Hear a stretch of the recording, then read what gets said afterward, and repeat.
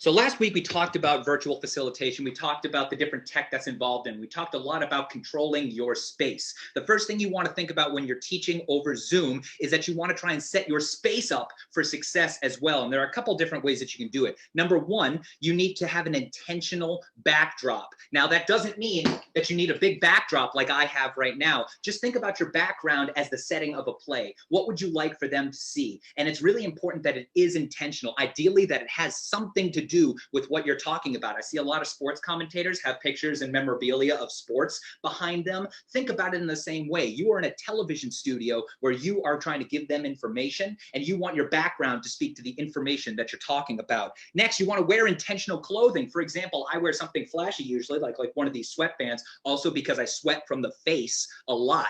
So this is also a very helpful thing to have on my head during a meeting.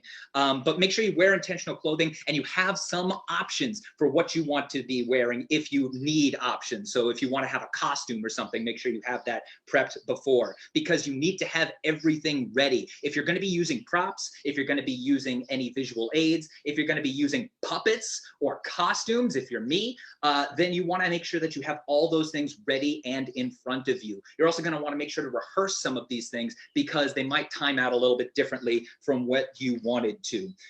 You also want to try and grab a solid camera and a solid mic if you can.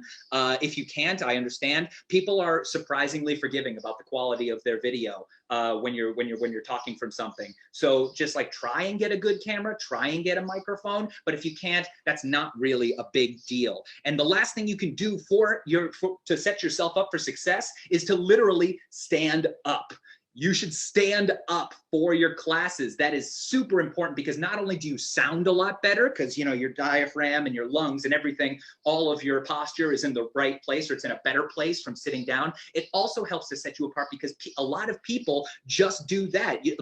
All the Zoom meetings are people about here, and they're sitting and they're listening and they're talking, or they're way too close or they're out of frame or something like that. They might be over here and be like, howdy, howdy, howdy. We're gonna get ready with some videos now. Don't be that person. Don't be the person who's sitting there. Instead, you wanna be the person who's moving around, standing and trying to trying to get their attention that way.